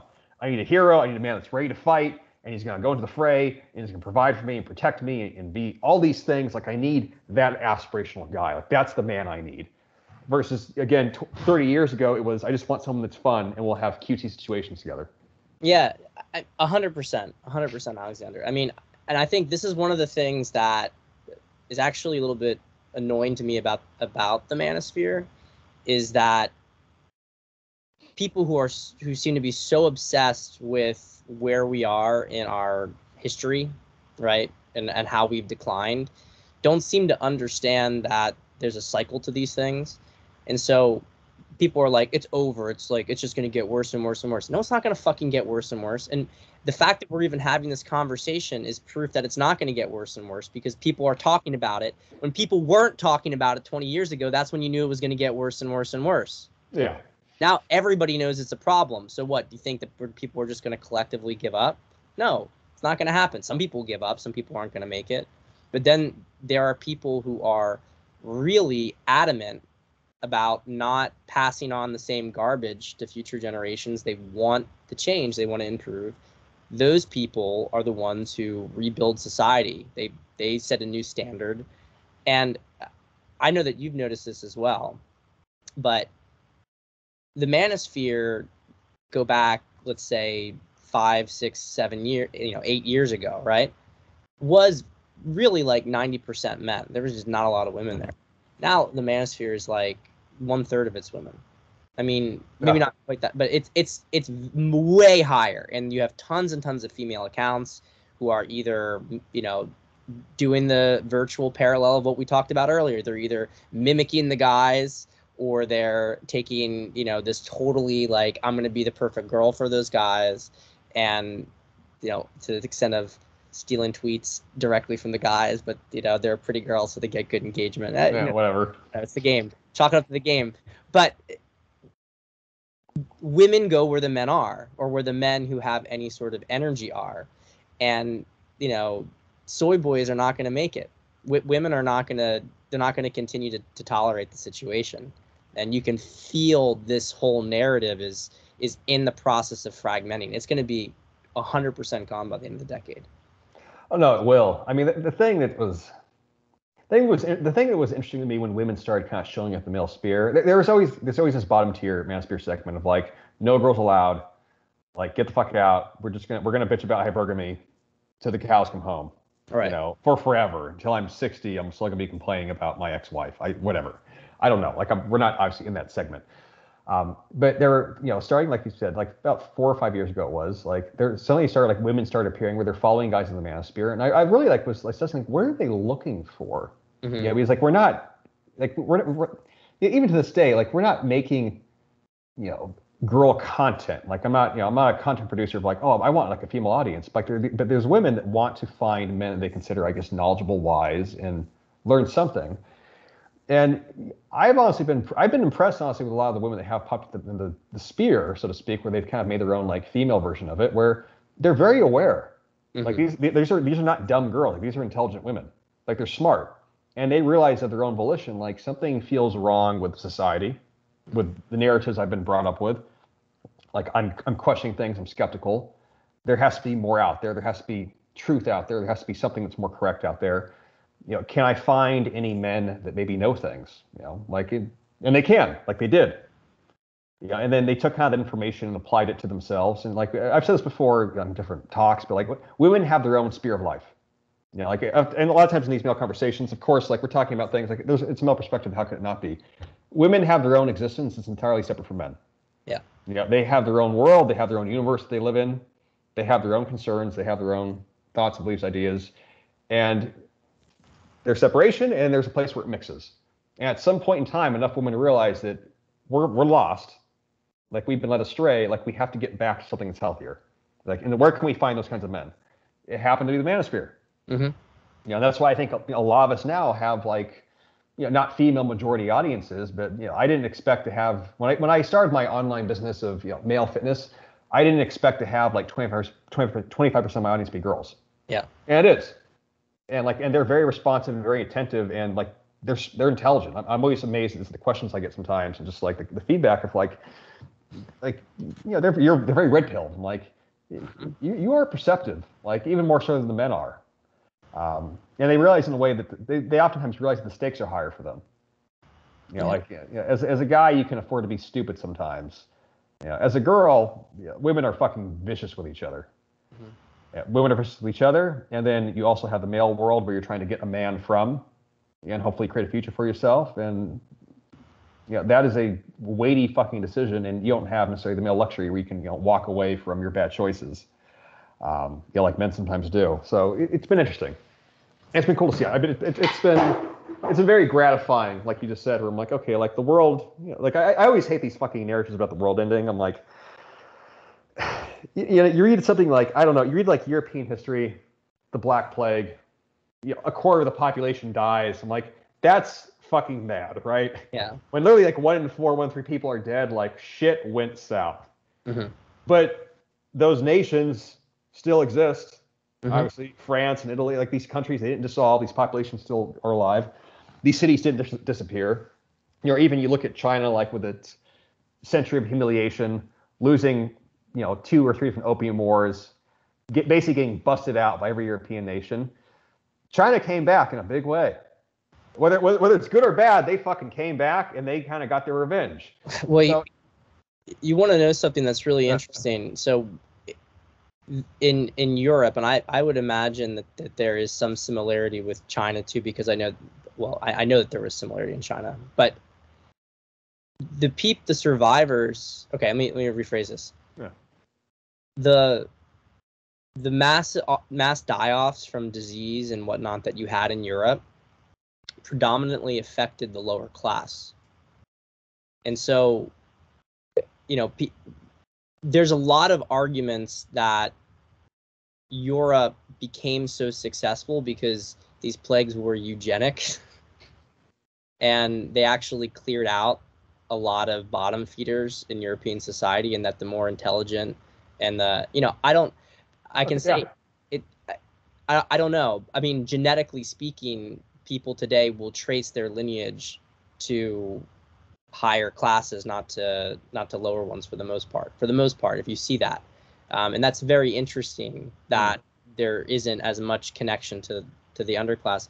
China also had very more orchestrated by the regime's killing of opponents. So I don't know if there's a direct correlation there. But the broader point I'm trying to make without getting the weeds is that these sort of cycles are in a certain sense designed to improve society at the end of it, because the people who really make bad choices, who destroy their lives, they don't make it. If you can't, like, we're under the biggest psychological pharmacological warfare society's ever had, and if you're somebody who's able to keep yourself healthy and keep your mind grounded, then you are the future, and the people who aren't are probably not going to make it to some extent.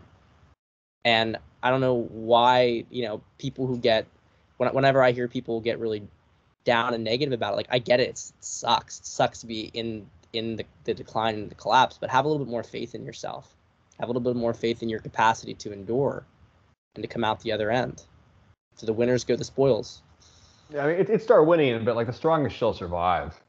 And I mean, I'm always historically minded. Like the United States and even Europe. Well, I mean, Europe is probably going to be pretty goddamn cold this winter, so they're going to go through cleansing. Very 14th century, but civilization, Western civilization as it exists today, it is quite robust. Yeah, it is. It's really amazing to me, having traveled the world and seen different societies, cultures, where as stupid as people can be, and you can have terrible leadership and terrible decisions made, and it's sort of like this Rube Goldberg machine of like, how does this function? it still functions. Yeah.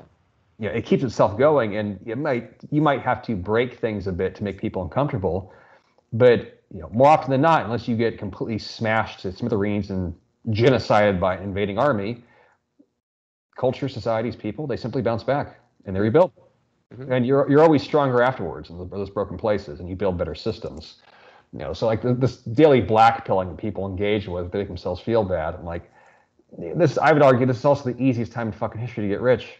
Yeah, it is. It is. Like especially with the internet, obviously. Like, do you know how insane this is to have social leverage to be able to access 1 billion people at once with free tools, free platforms, free everything, and anyone can use them at any given time. There's no real barriers.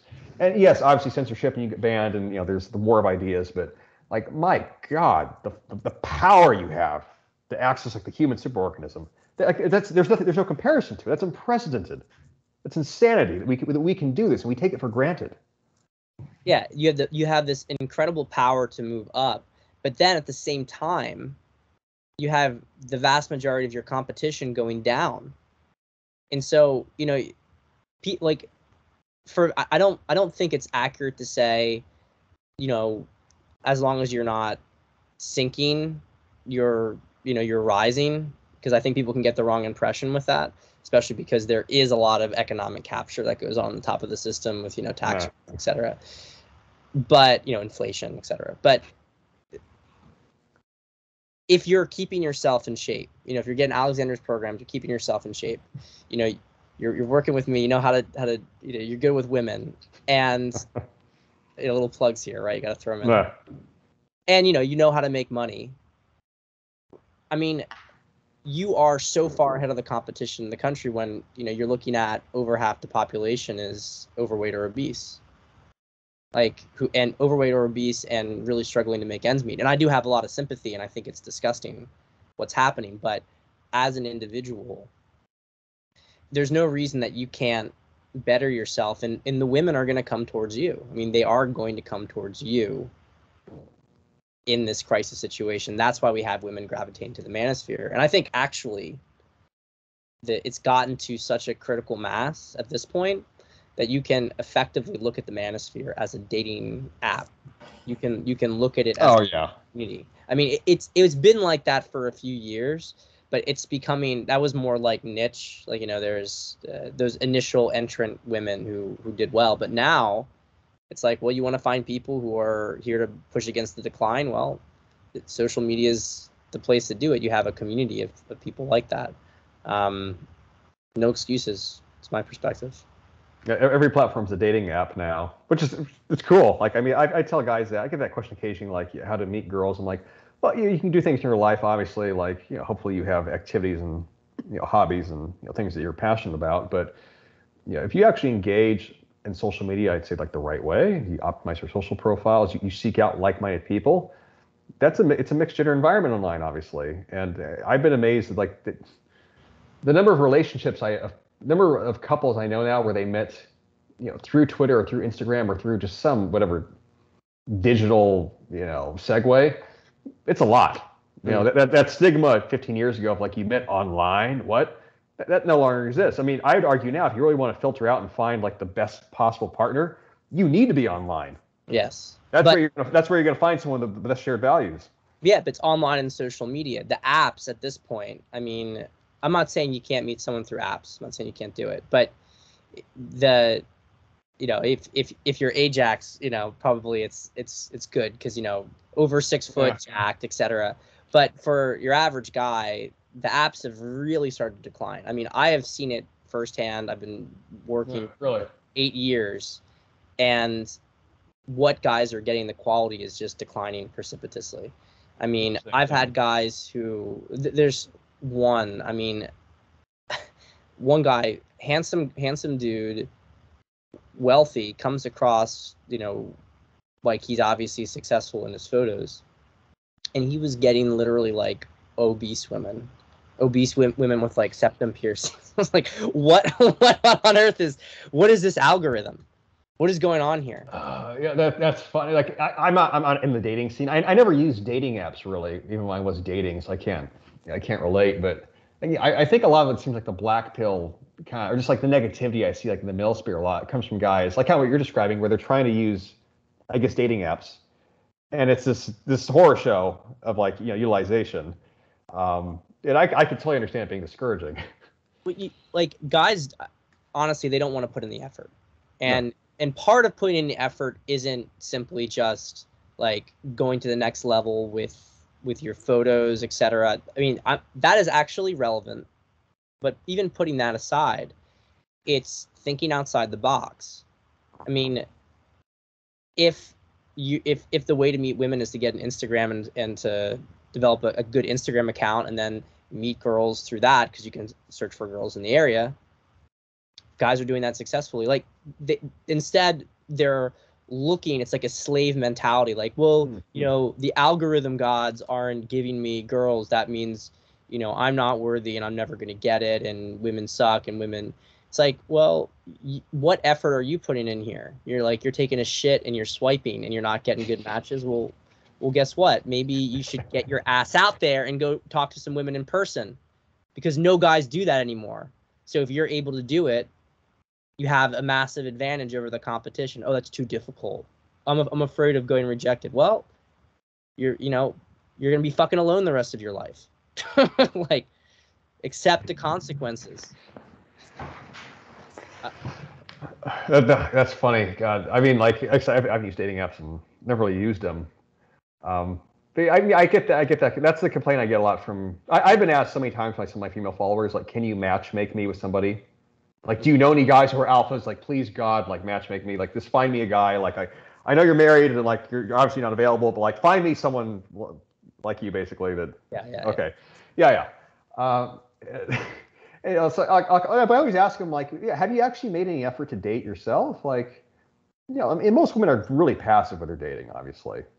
But then the men have become passive, of course, like the women, where it's like, or they go out, but like guys don't talk to them. Yeah. That's always the point. Like, guys don't talk to women anymore. It's like you go to places, and maybe it's because of Me Too, whatever, a whole bunch of social factors. I get it. And like, I've gone with my friends. I try and go on dates, and like they just don't talk. So like I feel like I'm having to be a guy making this effort to get the guy to talk to me. Or it's like, come over, guys. It's okay. And it feels weird, right? And like that would be weird. I get it. Like, yeah, that'd be fucking discouraging. Like, yeah, what's the crux of the problem? Like, boys are scared of girls. Boys are scared of girls. And you shouldn't be. You really shouldn't be. They want you to talk to them. Yeah.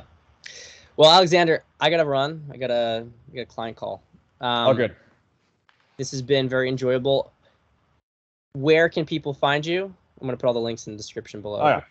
So my 3 main social profiles: Twitter, obviously, AJ_Cortes. I'm AJAC on Twitter.